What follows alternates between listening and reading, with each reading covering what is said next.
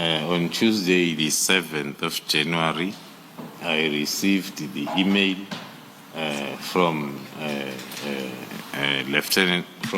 Colonel Afnand from the Office of the Deputy National Commissioner, Crime Detection, that had the heading, Deactivation of the Political Killings Task Team. So looking at the heading, I associated the heading with one of the points that I've seen on the letter that is on the social media. Then the message was the DNC Crime Detection has directed the trailing email be forwarded for your attention and the closing report for sign off by the 13th of January. That is the email as received, and it had no attachment. It was just this email that officially I could not understand it. Hence, there was no further action to it because it is just having that one line without any attachment for me to have a proper understanding of the background of the directive. And if we could just scroll down, please. Right. So what was being forwarded to you was an email that was sent to the Deputy National Commissioner, Crime Detection. Yes. Is that right? That is correct. And can you just read the last paragraph of that email? Your office, which is the office now of the Deputy National Commissioner, is further requested to submit a close-up report to be submitted on the 14th of January 2025 for NATCOM's, which is the short word of National Commissioner's consideration and sign off to the Minister. Okay, so this email was forwarded to you, and the request was for you to prepare a closing report for sign-off by 13 January. That is correct. And did you have any communication at this point in time with the National Commissioner about a closing report? Yes, in fact, I did have the communication even before the 7th, as I've indicated that from the 1st, when this letter was trending, I was receiving lots of questions and calls from the team members, from the stakeholders and PA, from correctional services, from everybody. And I could not answer them. Hence, then I had made a call to the National Commissioner whilst he was on leave to help me with the information so as I'm able to respond. Then I got the response that he is also in the dark. The best thing is just wait until I come back. That is exactly what I did. I disowned the letter from the 1st when it started trending up until the 14th when I received it officially, and we had an opportunity now to discuss and try to understand it with the National Commission. And did you raise your concerns with the National Commissioner at that point in time? Indeed. My first call was a complaint to say, I'm receiving lots of calls and I do not know what to tell people from the task team members to the stakeholders. Now, help me, what must I say? And the advice was, tell them, as I'm telling you, that we do not know what's happening. We are still going to try and clarify the issues, and then we'll come back to them. So when you get this email from General Sibia's office saying that you need to prepare a closing report by 13 January, what did you do? Did you begin to prepare the report, or did you do nothing? I did not do anything, Commissioners, because, as I've indicated, there was no attachment. I did not want to legitimize and think that the letter that is trending, this email is referring to it. For one main reason, the heading of the email is talking to one subject matter amongst the 3 subject matters that are in the letter that is trending. That was the first reading, the first reason. But secondly, without the attachment itself, it was not easy to understand the directive from the Deputy National Commissioner because it's one line. Then for me to be able to understand this one line, there must be this attachment that I must go through and understand. So hence then my decision not to do anything, instead to wait for the National Commissioner to come back from leave as per our agreement. So then if we go to 138, paragraph 138 of your statement. Before you do that, General, this at 2:01, these emails, the bottom email of the 3rd of January from Brigadier Lutoko. Now we know from the National Commissioner's evidence that on the 3rd of January he was on leave, and you have confirmed that. That's correct? That's correct, Commissioner. Right. Who was the acting National Commissioner at this point? The appointed acting National Commissioner was Lieutenant General Musigidi. It wasn't General Sibia? No, it was not General Sibia. Okay, and then in that email of the 3rd, it's addressed to, and you do mention in your statement, at paragraph 135, the email is addressed to Captain Keketsi Sibongile and Mabula TR, and then copied to General Sibia and General Sibula. Where in terms of office does Captain Keketsi sit? In whose office? Captain Keketsi is in the office of the Deputy National Commissioner at Crime Detection, okay. Lieutenant General CB. And Mabula TR, do you know? I won't know, okay. Commissioners. And then Sibula FM?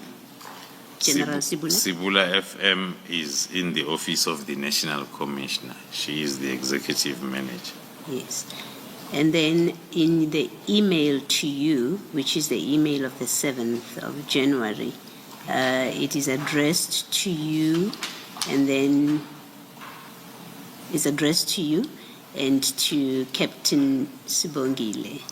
And it doesn't appear that anyone from the Office of the National Commissioner is copied on that email. Am I correct? That's correct, Commissioner. Thank you. Thank you. Thank you, Commissioner Balois. So, let's go to the 14th of January. This is when the National Commissioner returns from leave. And can you just tell the Commissioner about the discussion you had with the National Commissioner on that day? Thank you, Commissioners. I'm not going to repeat what I had explained, because the understanding and the confusion that one had when the letter was still unofficially trending continued even during this meeting, because both of us, we could not really understand the letter itself as to what might be informing these directives. But when it comes to the timelines that were on point number 3, there was also a long discussion between myself and the National Commissioner as to what is the meaning of a preliminary report that is required on the 20th. Because now that discussion came after the National Commissioner had said, go and prepare the preliminary report. I said, but when I read, I don't understand as to what is the preliminary report. So I want the understanding, so as whatever that I go and draft, it's what is required on the 20th. Is the preliminary report that talks to how are you going to disband, or is the preliminary report that talks to how this task team came about, or the progress report, or what is happening? So we had a long discussion, hence then the preliminary report that was submitted ended up having both. So as at least if you are wrong, but we have given, because the first part of the 27-page report is giving a detailed briefing that has never happened before of the task team, the performance, the challenges, and other issues that one felt that maybe the minister is. In that report, we are addressing even the issues that were on the media space around the political killing task team. So because of the confusion and lack of understanding, we ended up compiling the mother of all preliminary report that will cover everything. And then at the end, then it talks to what the National Commissioner also understood to be, might be the preliminary report in terms of disbandment process. You say, General, it was a two-part report. The first part, where I think you were justifying to the minister why the PKTT existed. How did you conclude that part?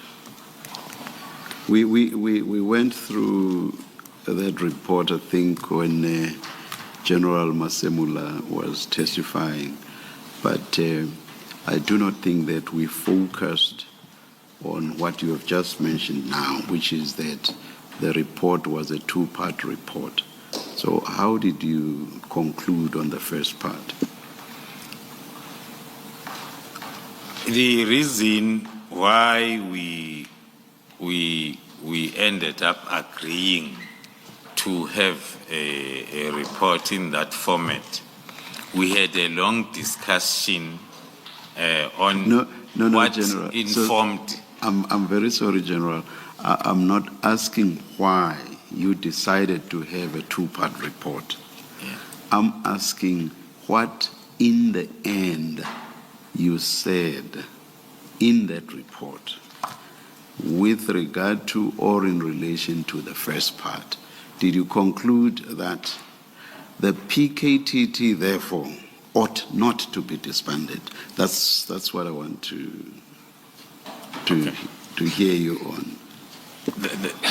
Thank you, Commissioner. If I understand the question very well, if one try to summarize the last part of the report. The last part of the first part. Did I understand you No, to say that? Did I understand you to say that your report was in two parts? Did I understand you correctly? Yes, sir. The first part explaining why the PKTT existed. Is that correct? Yes, Commissioner. Yes. So what I'm asking you is, let's just focus on that part, the first part. What was your conclusion, if any, on the first part? Did you reach a conclusion at all? Perhaps a conclusion that said, Minister, the PKTT ought not to be disbanded because of all the reasons that we give above? Or did you not conclude specifically on the first part or with regard to the first part? When it comes to the discussion, we concluded that the task team ought not to be disbanded, but one then has to refer to the report itself and confirm. But at no stage where there was an agreement between the two of us in that discussion that the team needs to be disbanded. Thank you. Thank you, General. I see that it's 3 minutes past 1. Let us adjourn and resume at 5 past 2. Let's adjourn.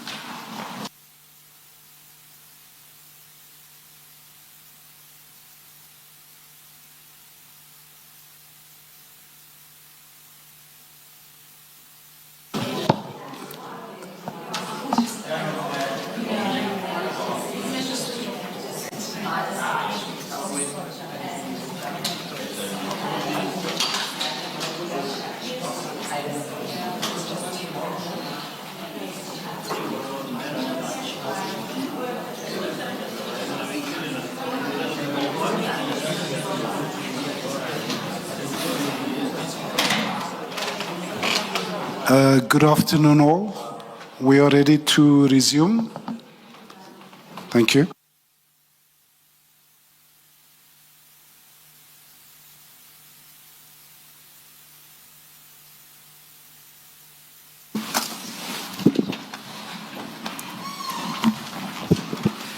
Yes, Ms. Hassan. Thank you, Chair.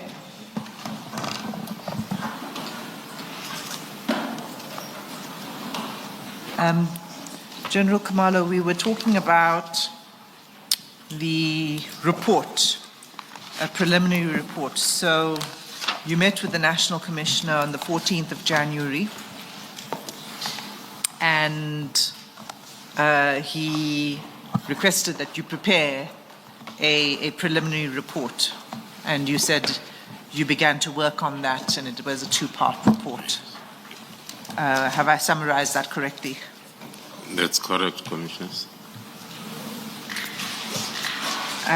So there's something else at paragraph 139 before we move off this discussion with the National Commissioner. You say that you were both concerned that this decision seemed to come out of the blue. And then you say, I'm aware that the National Commissioner made numerous efforts to brief the Minister on the PKTT, but that the Minister never followed through on setting up these briefing sessions. Do you see that? It's paragraph? Paragraph 139, it's the last sentence. Yes, yes. Okay. So how do you know this, that the Commissioner made numerous efforts? The meeting of the 14th, it was around mainly our realization that the decision was not based on any briefing that had been provided by us. So we realized the need of maybe providing that belated briefing so as we can get to the understanding of the reasons, because the main issue was about the reasons that are not clearly put on the letter of the 31st.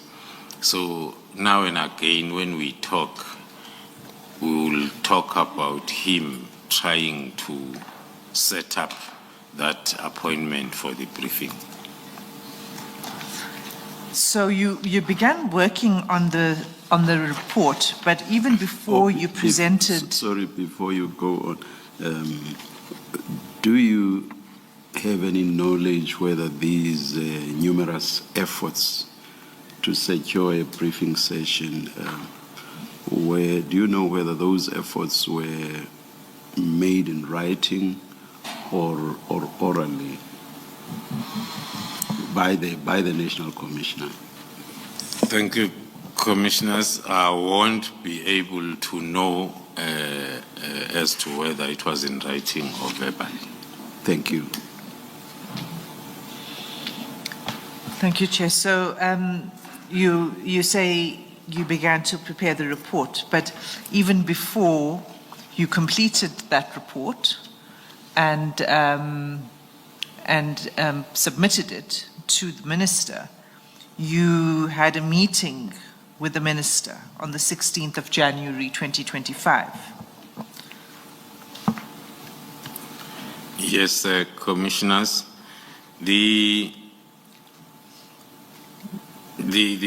meeting on the 14th, as I've indicated, that we were discussing and speculating on lots of reasons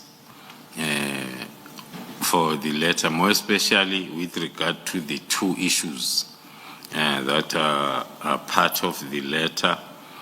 Hence, then we decided that the National Commissioner initiate another meeting where we can be able to brief the minister on the issues that were all over the social media regarding the division crime intelligence, and also to brief the minister on the GCI ops that had already at the advanced stage, and it was at the takedown stage, so as then he can get the background as to how it came about.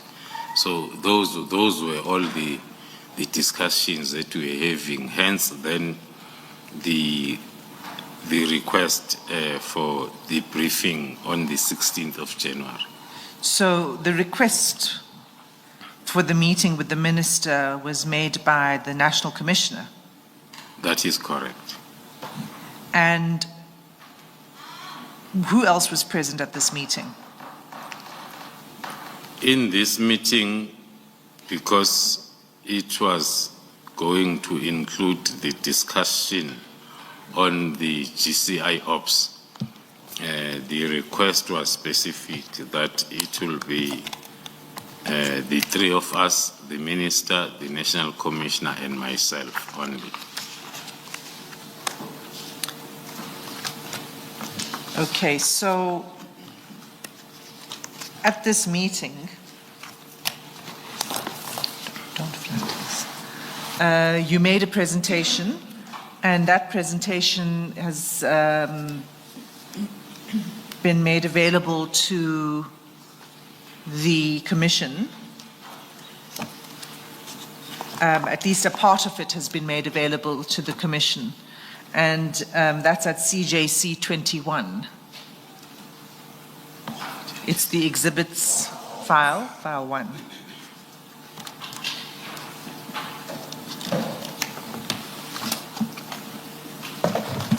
Sorry, Mr. Simi said CJC 21. CJC 21. Is that?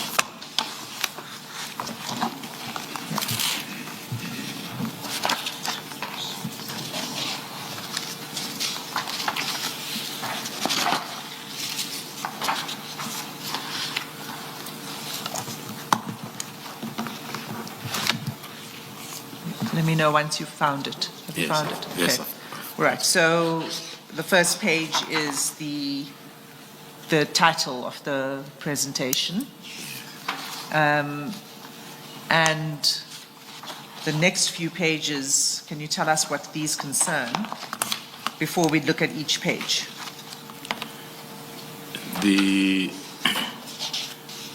next pages are containing mainly the motive behind the activities of the Big Five cartel, respective roles, as well as their identification. And then also the second slide talks to the identification of the senior officers within SAPS that had been identified to be working with the cartel. So it's the GCI ops briefing. GCI ops briefing. So the first slide, can we turn to the first slide and just after the title slide? Yes. This is the briefing on the Vereniging case. Yes. Okay. So I see that on the right-hand side of this slide, there are a number of names that run down of police officers. That's So correct, can you just Commissioner. explain that to the Commission? Yes, we were painting the picture of the support structure of the cartel, concentrating mainly within SAPS, those officers that had been identified to be working with the cartel. So would you like to name them?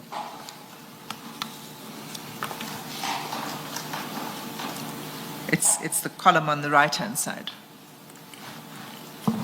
Yes, some I will be able to name them. Some I'll be able to name them because they've come up in the evidence that has been led to the Commission. Lieutenant General Sibiya, Major General Shibiri, Brigadier Nkwashu, Captain Mahotle, by that time were the names identified. So these were the names identified by the 16th of January already. Yes.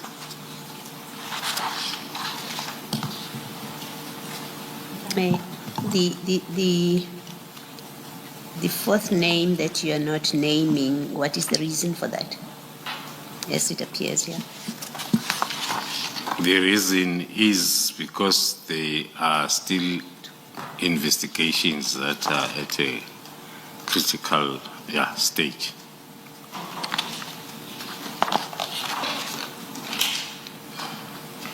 And then if you turn over this page to the next slide,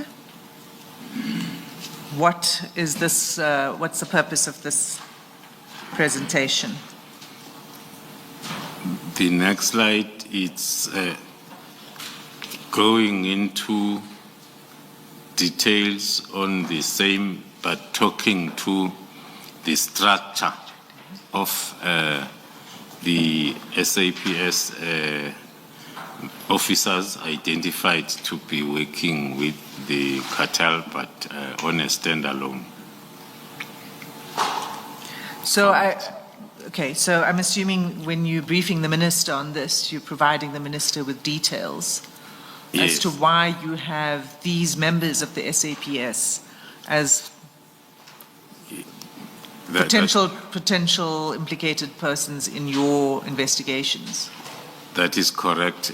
On our verbal briefing and also on our speaker notes, we had all the facts as well as evidence that had been collected by then that are linking the identified to the cartel. And what was the response of the minister to this presentation? I would imagine this must have been quite shocking for the minister. It's supposed to be shocking, hence then I'll say It was shocking, but then with the comments that we can continue with the project or investigation, and also will provide him continuous briefings as we move on. Sorry, just to clarify that. So he confirmed that you can continue with the investigations into Yes. those Yes, suspected implicated members. yes. So that was on the 16th of January. And the next thing that happens, according to your statement, is the very next day, you receive a letter from General Sibiya. And we can go to that letter. It's SDK 25.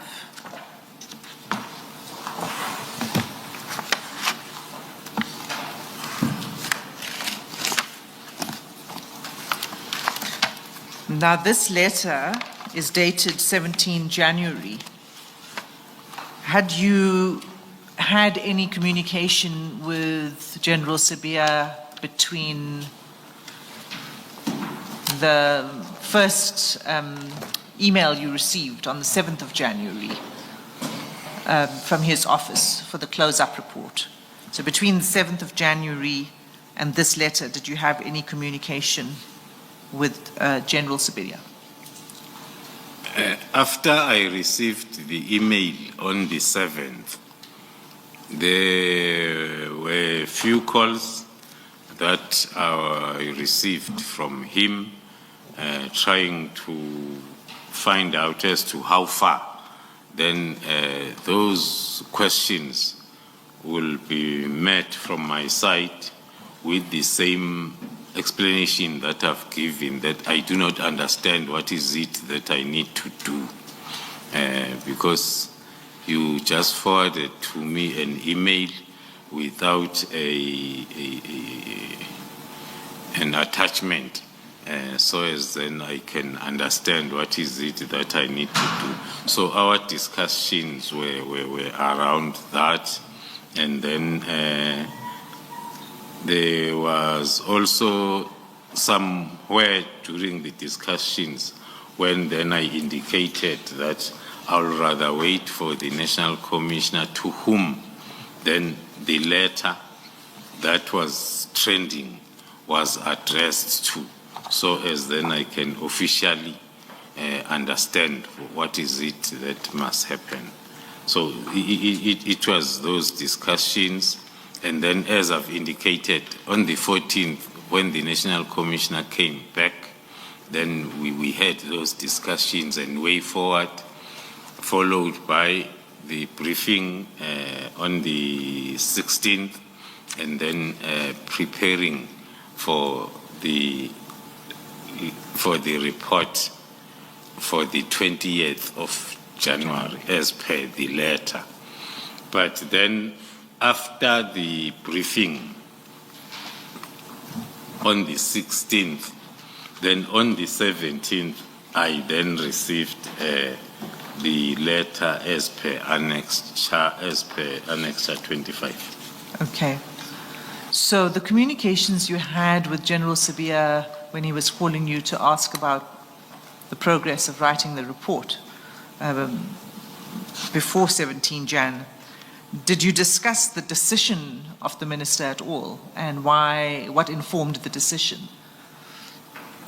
With General Sibiya, no, Yes. we did not get to that discussion. It was a matter of, because even when he made those calls, he will ask as to how far with the report. Am I going to get the report? Then my response will be the same, that I'm nowhere. I've not started because I do not know what to compile in terms of this report, because of this one-line email that is without an attachment, And for me to understand, as I've indicated, even when the National Commissioner came back, it was still a problem to understand. Now, if I could not understand without the attachment, if I could not understand when there was an attachment, it was worse than when we were discussing the issue of the report when I had not received an official attachment that, again, would have needed us to discuss so as we are on a common understanding. So that's why our discussions before the 14th, the National Commissioner came back, were not taking us anywhere. And General Sibiya didn't offer you any information as to why the minister made the decision? No. We did not get even to that part of the discussion. It was a matter of, as the email is saying, that one line, the report, the preliminary or the closing report, if I'm not mistaken, the closing report, because that is the other issue that even if I wanted to use the unofficial letter that I had seen, the unofficial letter was talking of a preliminary report before or on the 20th. Then towards the end or somewhere of January, then the closing report. But I think during our discussion, I even raised that as one of the reasons why I'm stuck, because the email says provide the closing report, if I'm not mistaken. But the unofficial circulating letter says provide the preliminary report first before the closing report. So it was just those discussions. So General Sibiya was asking you for the closing report, and was he putting you under pressure? I mean, was there a sense that it had to be done immediately? Yes. Okay, so that's the only communication until 17 January when you received this letter? When I received then this letter, that's correct. So the letter is at page 206 of the annexures bundle. Can you just read paragraph 2 of that letter, please? Paragraph 2 of the letter dated the 17th of January, it reads, on the 31st of December 2024, the Minister of Police issued a directive to the National Commissioner to immediately deactivate and disband the NTTPK. This decision was informed by an assessment that the task team no longer significantly contributed to policing efforts. So that sentence, the decision was informed by an assessment. Did General Sibiya, with this letter, send you the assessment? I've never received any assessment that was informing this sentence. So you don't know what the assessment is that is being referred to? Yes, Commissioner. And in your, the decision, assessment that the task team no longer contributed to policing efforts. Now, this is still 2020, this is early 2025. Can I please just cross-refer you to page 107? So we'll come back to this annexure, so stick with this page. But cross-refer to page 107 of the same bundle.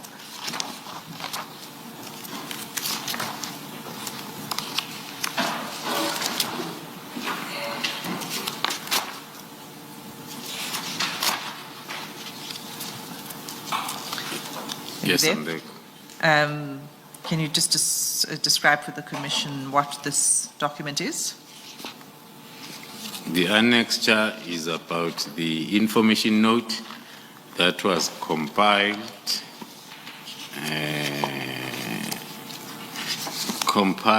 by myself on the 27th of March 2024, and it was verified and approved by the Deputy National Commissioner, Lieutenant General Sibia.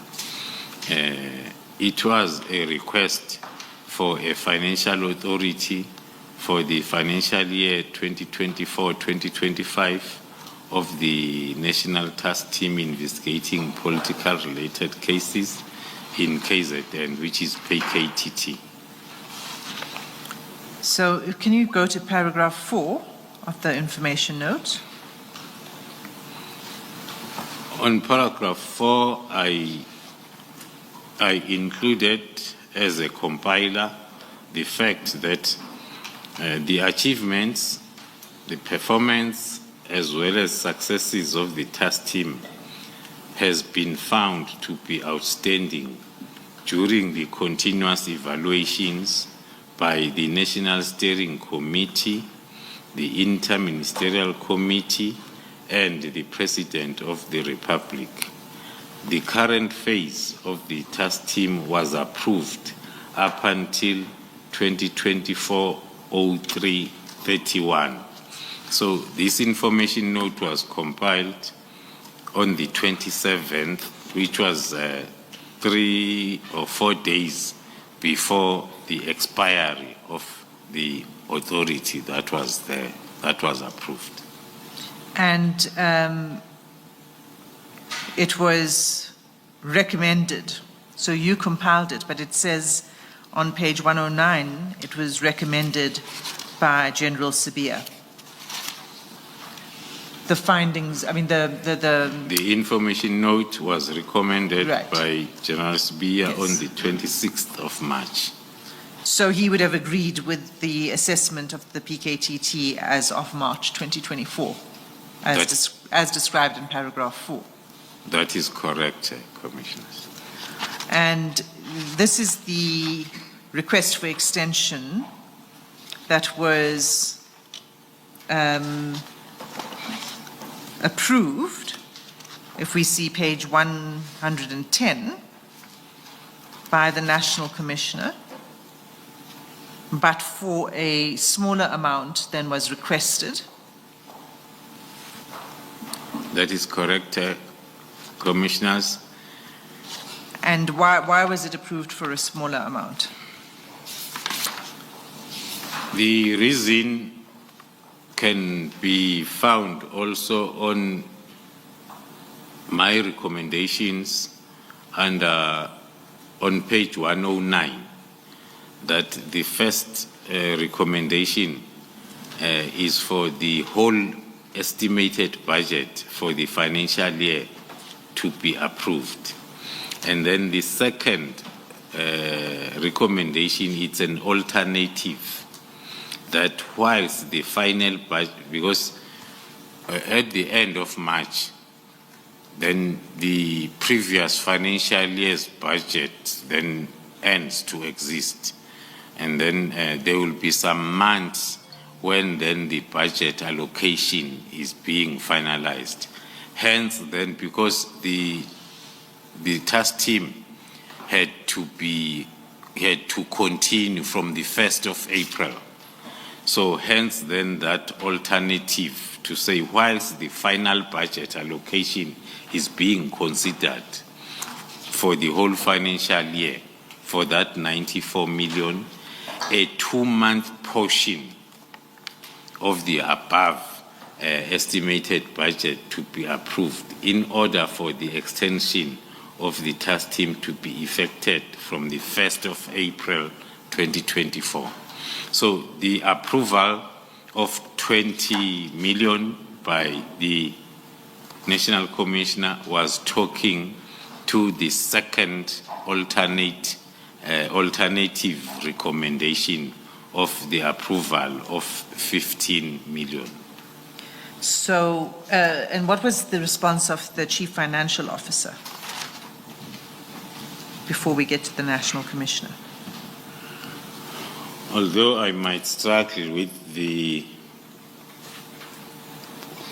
both the handwriting and copy of another copy of another copy, the words that I can see, it's an amount of 20 million be approved for the financial year 24-25 financial year.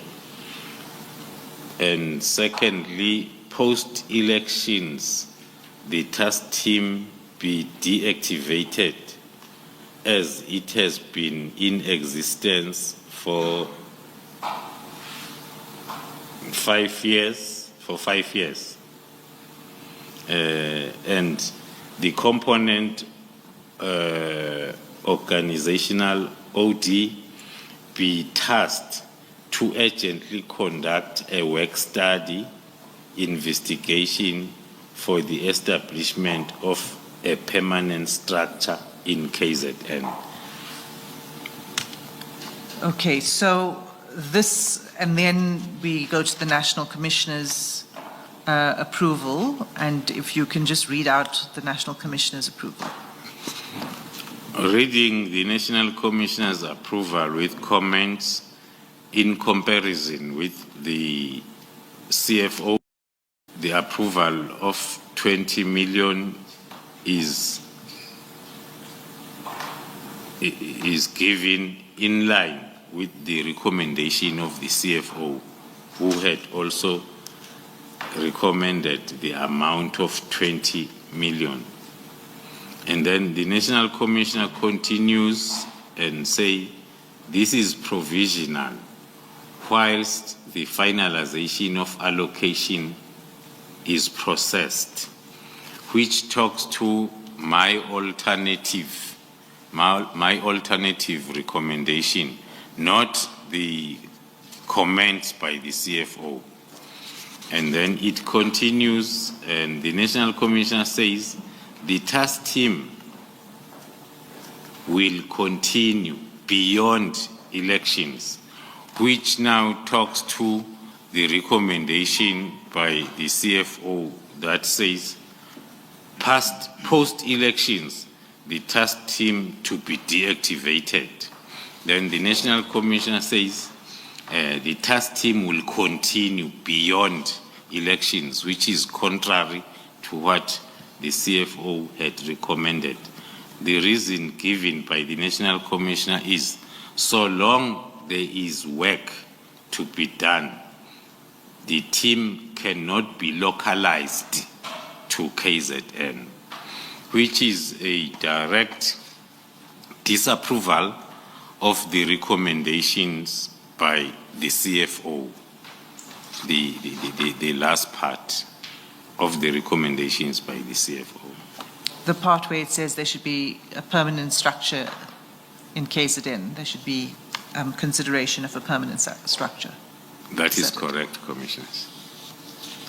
So, and then after this 20 million approval, was in the adjustment, in the final allocation of the budget, was there an allocation then to the task team for the remainder of the financial year?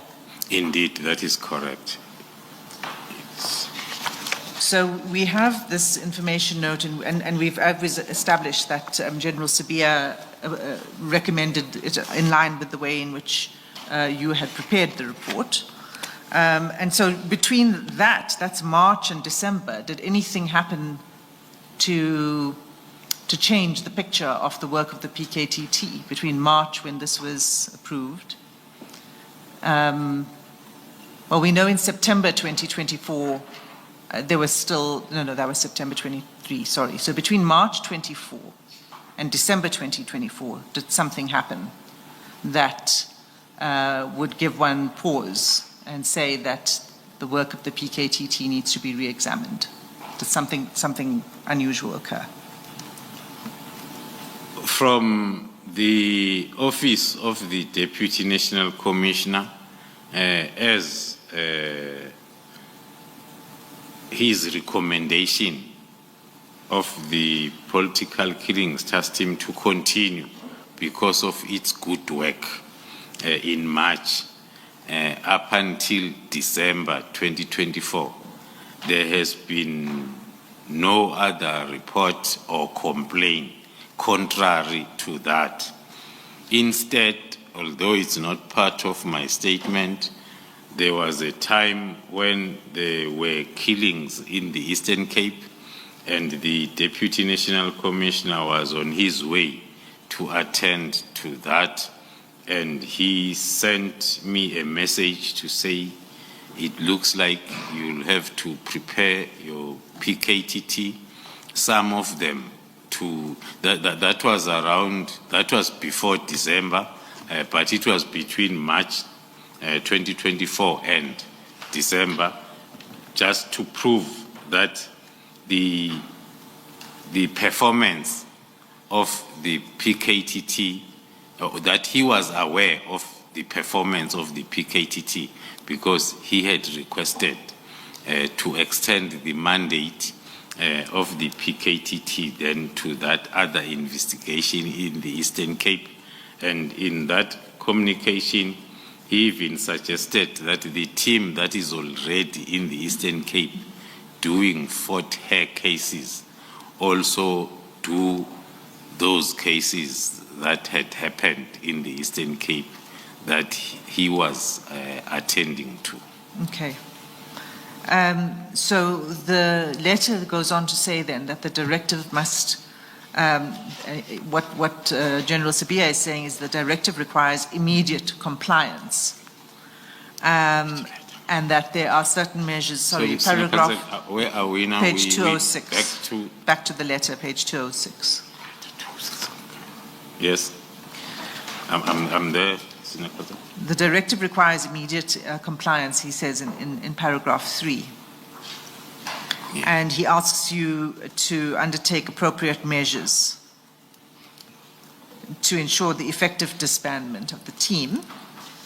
And then he says the following: these measures must ensure that ongoing investigations are not disrupted or compromised.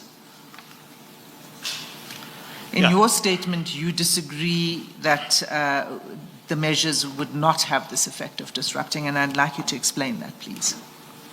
That is correct, Commissioners. Maybe before I even get there, the cross-referencing that we were doing now, it talks to the financial approval up until the end of March 2025, which was recommended by the Deputy National Commissioner. Now, if in December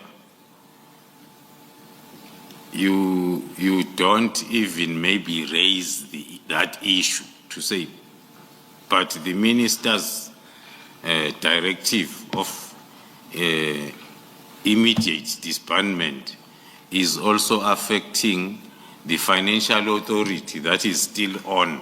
So there will be some sort of wasteful expenditure.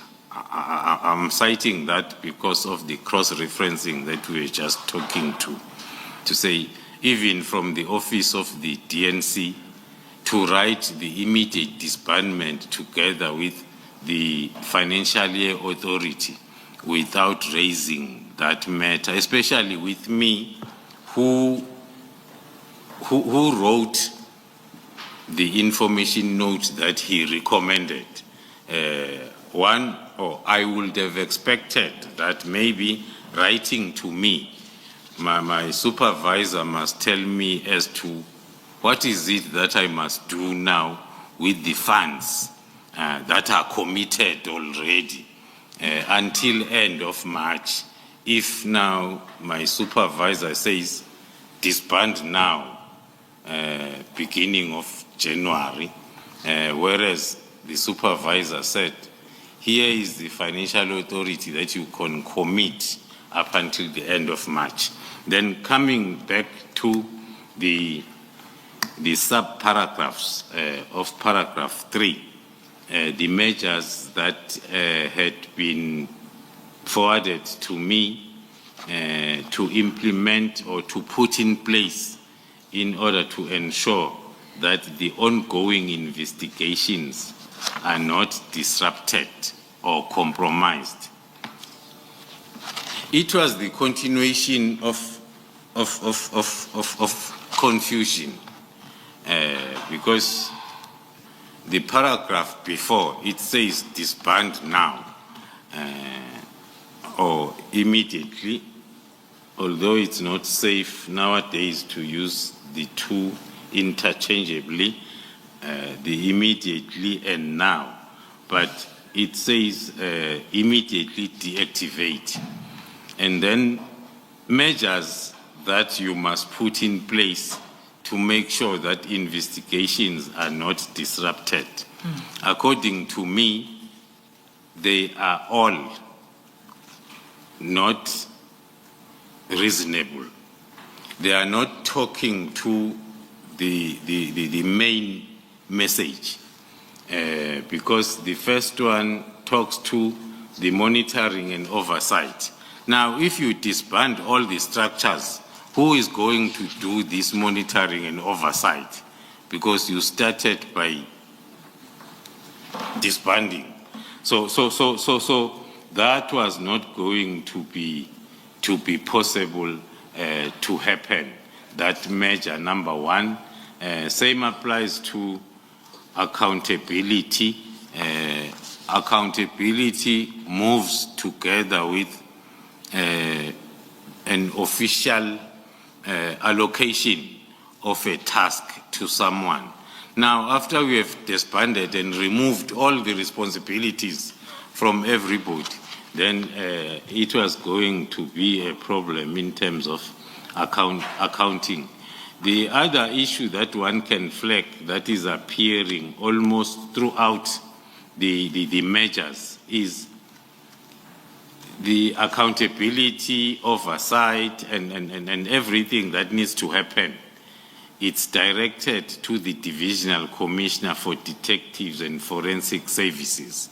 So from us that were responsible in accounting, that will mean with immediate effect, we cut and we are no longer responsible or accountable. It's someone else now that must be accountable with effect from that day the immediate disbandment is effected. Also, another example that one can use on those measures is the assignment of cases, where, if I may read, it says all dockets must be hand-delivered to a location designated by the Divisional Commissioner, Detectives and Forensic Services, who must establish a secure repository for case files and evidence to ensure continuity and prevent any loss or tampering. These dockets will then be reallocated to appropriate investigative units. So reading that together with measures to be put in place to make sure that ongoing investigations are not disrupted. It's another example that I can quote to say it's contrary to, because if we take all the dockets to the office of the Divisional Commissioner Crime Detection, who must then look for people somewhere that are going to start or continue with this investigation, that on its own amounts to the disruption that on paragraph 3 you are trying to avoid. Put measures in place to avoid disruption, but the measures in place that we are putting, they are promoting disruption. So that is another example that I can cite as to why then this directive was also very impossible to implement from the side of the responsible and accountable project manager. I could not, because by that time I was still a responsible and accountable project manager. Now, to comply with something that is going not to be in line with my responsibilities and accountability was not going to be the right thing to do. And it was also talking... Before we proceed to go further, what specifically stated is that the dockets will be reallocated to appropriate investigative units with the capacity to continue the investigations. Did you know which investigative units this would be? Did you know what he was referring to here? No, all what I knew was what was written in the letter. There was no additional information or an attachment that tells me that which unit is going to continue. It was just this letter. Hence, then my interpretation was, if then investigating officer A was busy investigating this docket, then he or she is told to put it down and then take it to the office of the divisional commissioner. And this divisional commissioner look for a suitable unit and an investigating officer who's going to continue with the investigation. According to me, that is contrary to the bolded part of paragraph 3 of the same letter, that these measures must be put in place to ensure the ongoing investigation is not disrupted, because that alone is disruptive.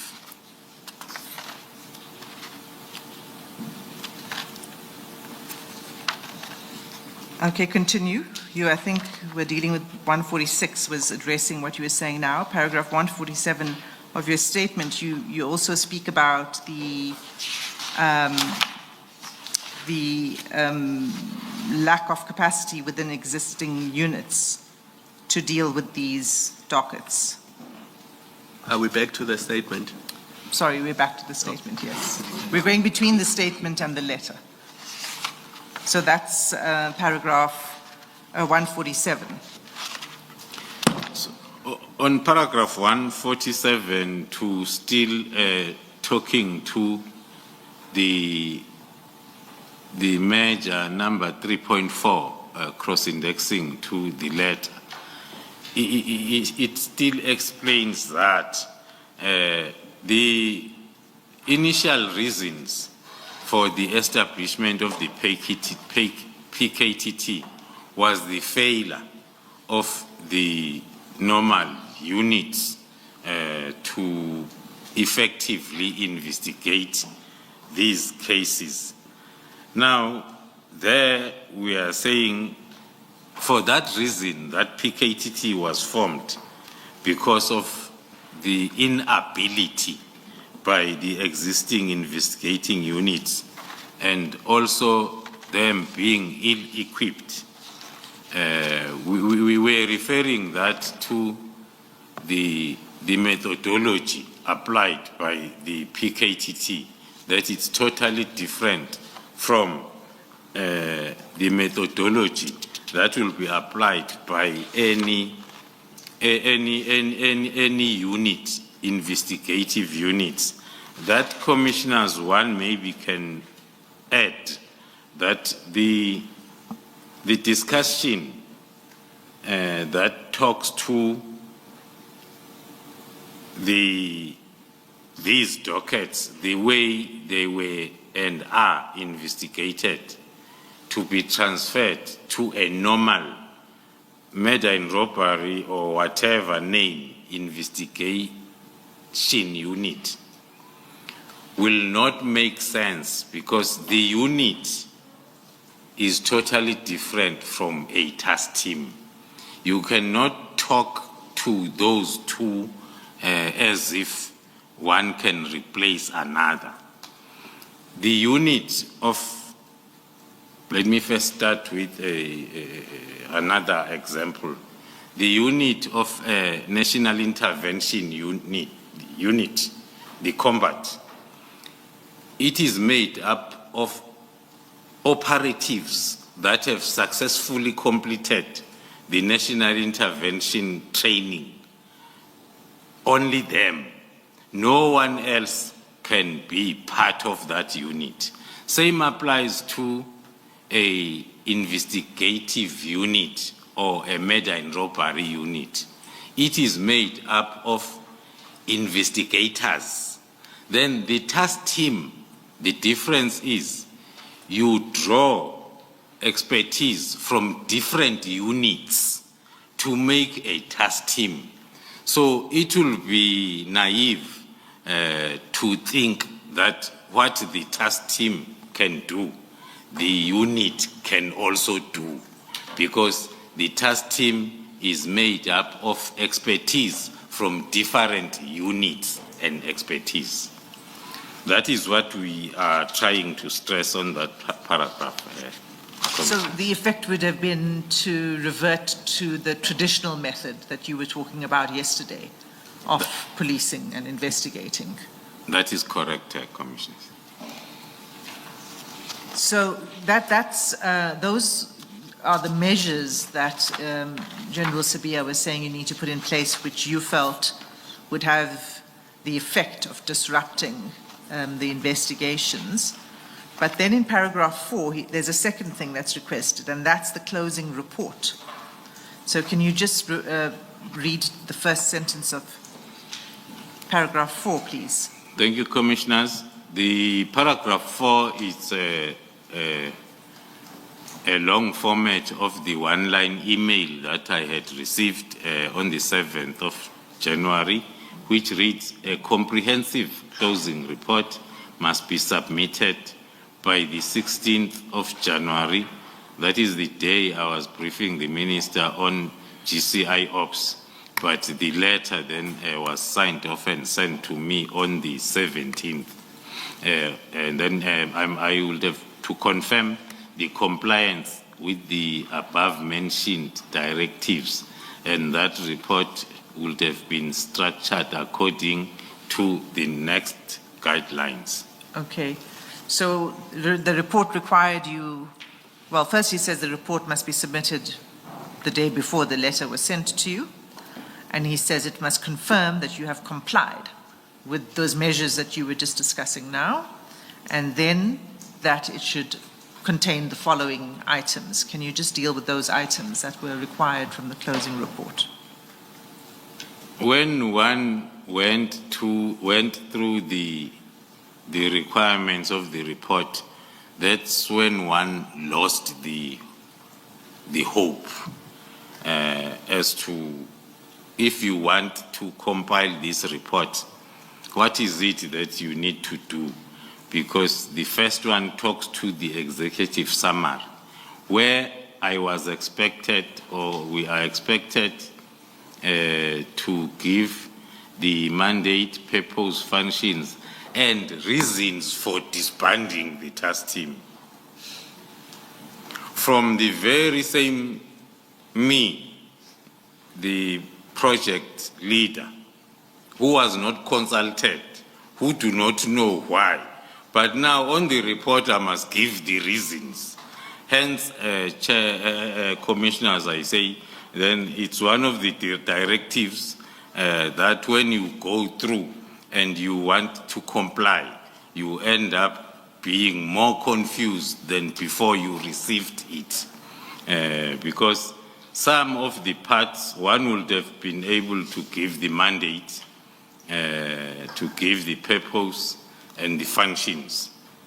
But now the last one that says the reasons for disbanding, now how do you marry these conflicting requirements as reflected?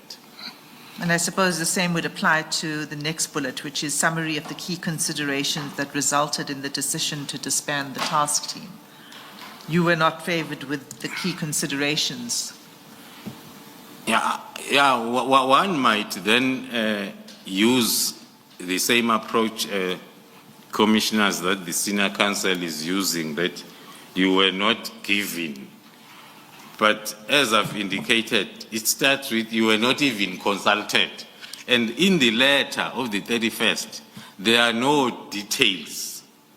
And In the email of the 7th, it's worse. Not even the attachment is there. But now, on a long directive of the 17th, a lot is required that one cannot get anywhere, including then the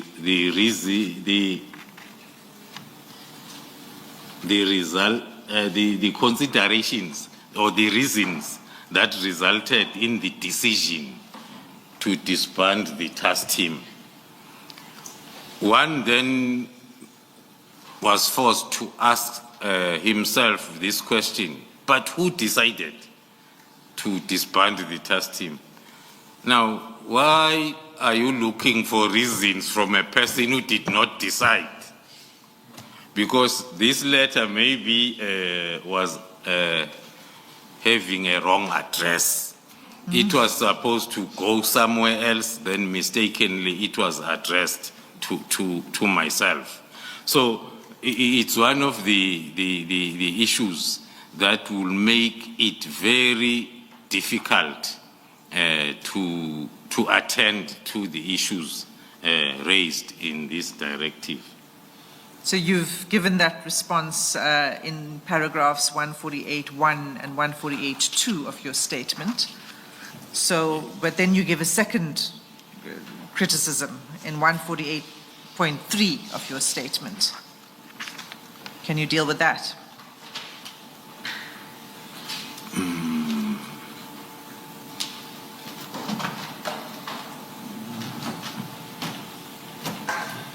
Yeah, it is some sort of the continuation of the explanation that I was trying to give, that as I was instructed to include the analysis of the PKTT's effectiveness and the impact on crime reduction with specific reference to the PKTT's mandate. That was supposed to be required before the decision. Now, if I'm going to include it in the closing report, it is not going to make any sense or the reasons thereof, because the decision, if the decision was taken in good faith, the minister will have presumably have already done this analysis that is required in the closing report. That was supposed to be done prior to the decision. That is my view on that point, Commissioners. And then, thank you. Ms. Hassim, perhaps the witness should read 148.3 and 148.4 into the record.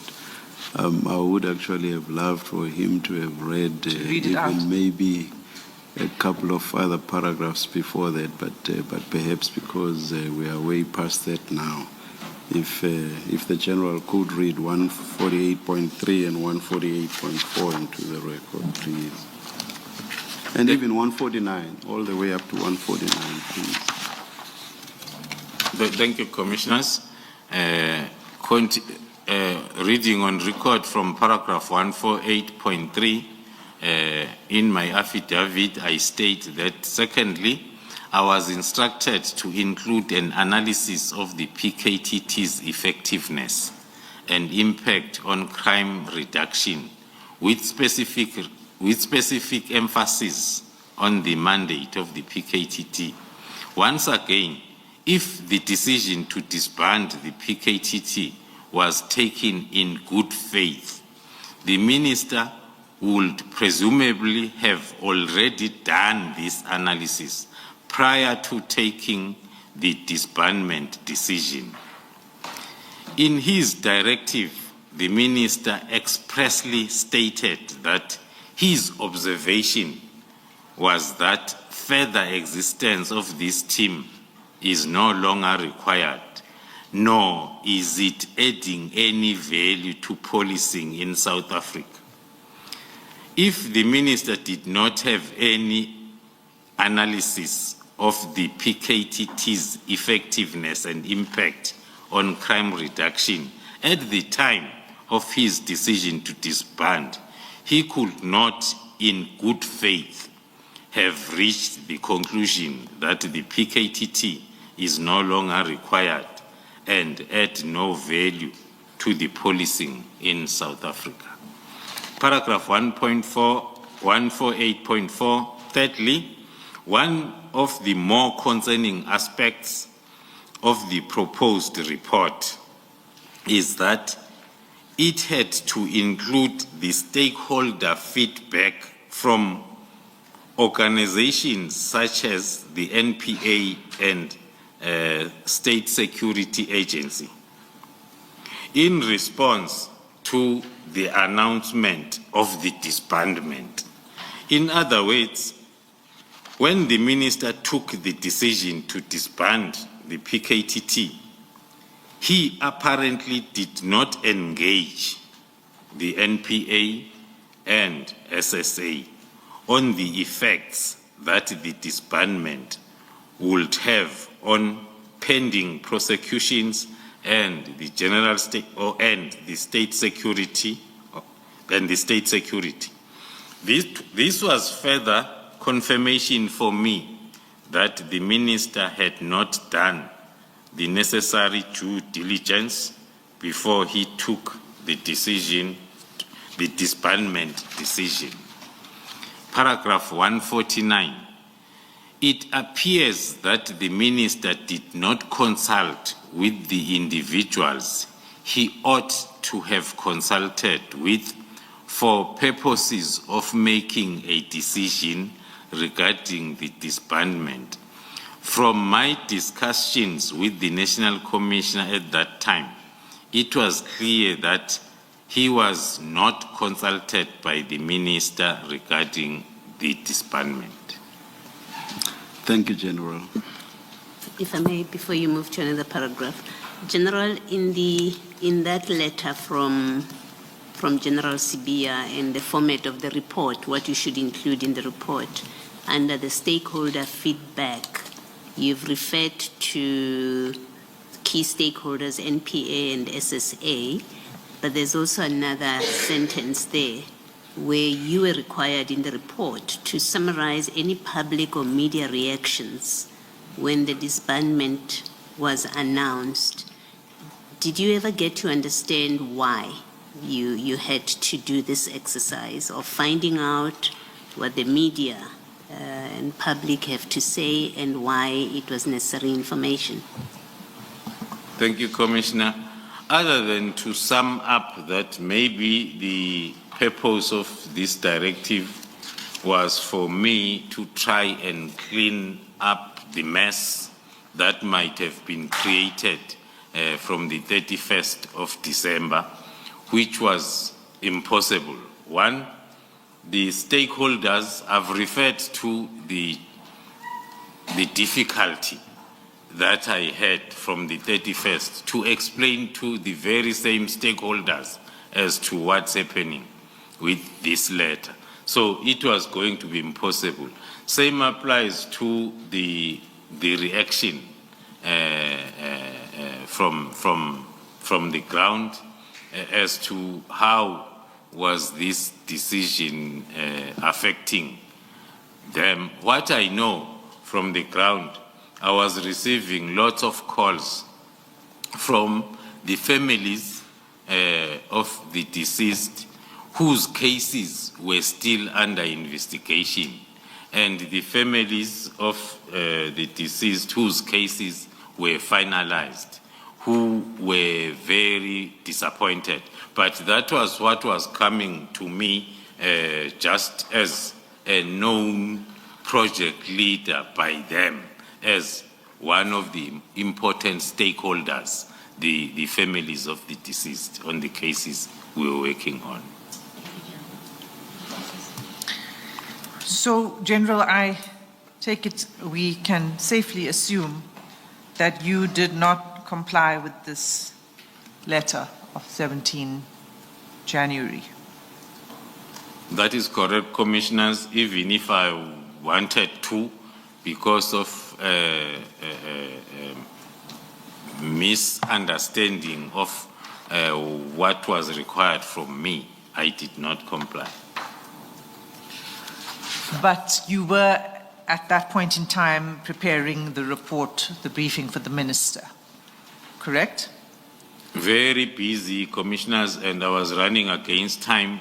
The letter is coming on the 17th, and I have 2 days now to finalize the report for the 20th. So I was busy with the report. Okay. So that report, we know is, first of all, Commissioners, it's at SDK 26. It's page 212 of the 213 of the annexures bundle.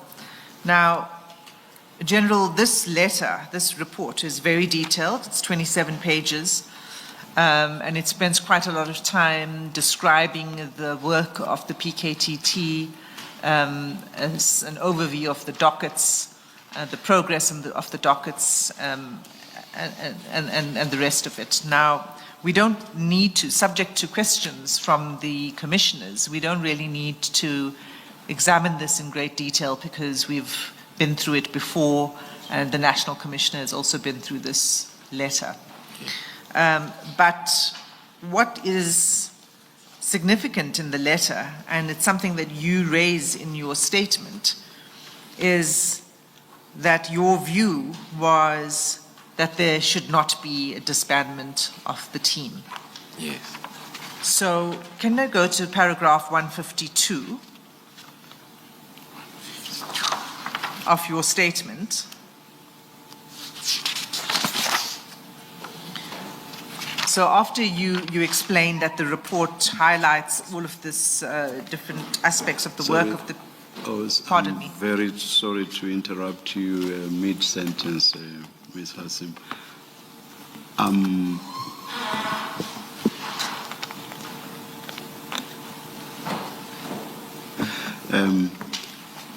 Annexure SDK 26, only the cover letter at page 212 is legible.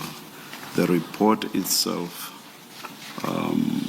is illegible for the most part.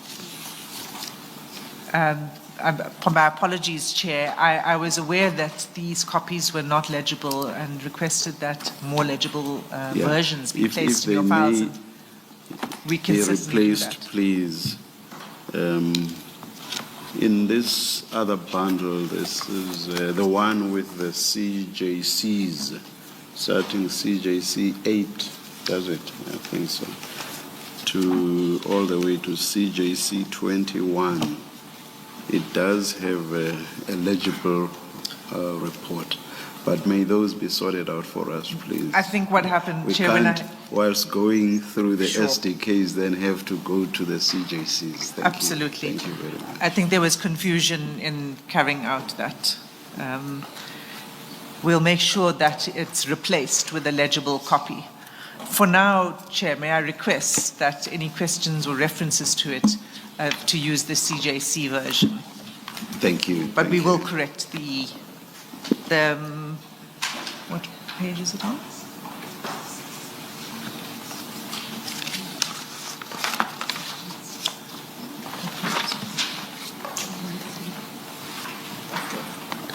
No.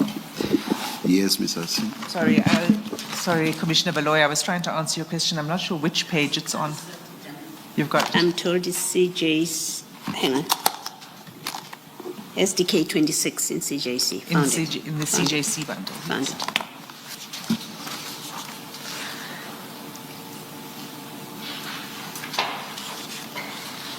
So, sorry, General, is your copy legible of SDK 26? Yes, it is. Thank you. Okay, so In paragraph 151 of your statement, you describe general overview of what it is you addressed in the long report, SDK 26.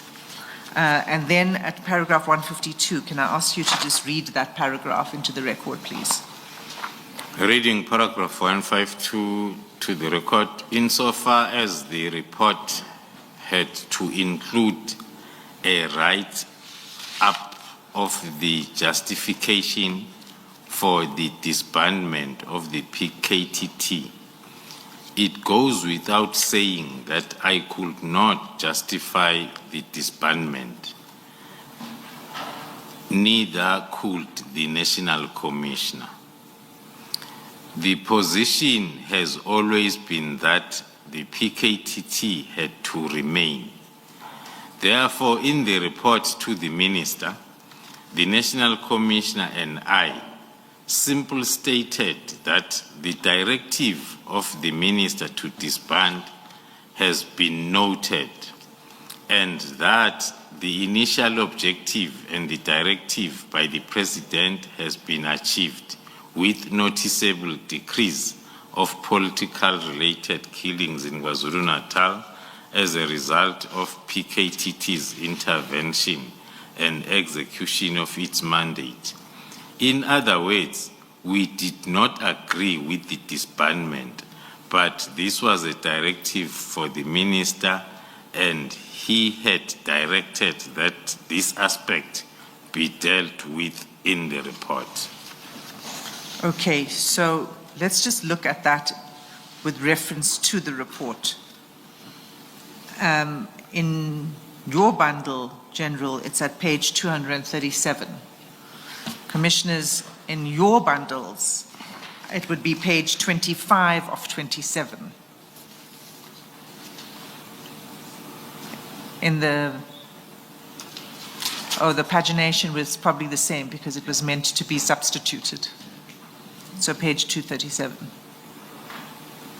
And it's the bottom of that page, the conclusion. So, General, there in the conclusion, that confirms what you've just said in your statement. Is that correct? That's correct, Commissioner. So maybe you could read the first paragraph of the conclusion. First paragraph of the conclusion on the report of the 22nd, paragraph 3.11. In conclusion, the task team has undeniably achieved and far exceeded the purpose for which it was established. No other task team in South Africa has achieved these successes, nor has been able to investigate and ensure successful prosecution of the perpetrators of politically related matters. And then you continue in the second paragraph, and that's where you say the directive by the minister has been noted. And I just want to understand correctly what happens then in the rest of this report, which is now almost near its end. Yes. I just want to understand what you were saying. You were saying that you continued to make the proposal that now follows, because that was the request of the minister to include that in the report. To include, let me continue. The paragraph starts with the directive by the minister to disband. The national task team has been noted, and the initial objective and the directive by the president has been achieved noticeably, as we say in the conclusion, also in my statement. Then the next paragraph says, the South African Police Service remains responsible for the finalization of those dockets in the possession of the task team, as well as finalization of dockets which are currently before court. The following steps are being taken to wind down the task team without compromising pending investigations or court purposes or court processes. And then you set out the steps. And I The think winding it's down steps, the then winding down flowing steps. from the previous paragraph, Commissioner. Yes. And those steps are also summarized in paragraph 153 of your statement. Is that correct? That's correct, Commissioner. And do I understand correctly that what these steps envisaged is that the dockets would remain with the PKTT until they were finalized? That is correct, Commissioners, as from the first paragraph that says it is the South African Police Service responsibility to finalize all the investigations. So this is how then the process is going to be followed in order to ensure that all the investigations are finalized. But the SAPS could be any part of the SAPS that can be responsible for the finalization. But what you proposed in those steps is that they must remain with the task team until they are concluded. Thank you, Commissioners. In the same sentence that says the South African Police remains responsible for the finalization of the dockets in possession of the task team, as well as finalization of the dockets which are currently. So that was introducing the fact that the task team must see its work to the finalization. Okay, Is so that not Roman 2 that we should be looking at? The first sentence of Roman 2 on the same page 238. that's correct. And maybe the witness could just read that. It was also one of the advices or recommendations forwarded by the National Commissioner addressing this letter to the Minister as a response of the 31st December letter to say stakeholder engagement to be conducted with other external role players in the task team, especially the National Prosecuting Authority, who have a dedicated capacity of prosecutors working with the team. It's the Roman numeral 2 that we were referring to. If you can read the first sentence of Roman numeral 2. On the report. Yes. The 128 case dockets which are under investigation and allocated to the National Task Team will be retained by the team and investigations will be finalized. An audit will be done of those dockets that are still under the investigation in order to establish which dockets can be returned to the station of origins or allocated to other investigating units within SAPS. Okay, so at that point in time, there was still 128 case dockets. They reduced as time went on. As discussions were ongoing. Yes. Yes, Commissioner. And then in Roman numeral 3, you proposed that no new dockets would be taken by or allocated to the task team. That's correct. And then you went on that the dockets that are currently pending at the courts will remain with the task team. And you explained why. The challenges, if you didn't do that, you explain it, and it's there. Maybe you could just read from the middle of Roman numeral 4, new investigating officers. Yes, the reasons provided under Roman figure 4, talking to the 115 case dockets, will that if they are allocated to the new investigating officers, those new investigating officers that are not familiar with evidence in the docket will make then the investigation to be unsuccessful. And also witnesses will not be willing to cooperate and testify due to lack of trust to the new investigators. As a witness, investigator A takes a statement from you and you move along with the prosecution now.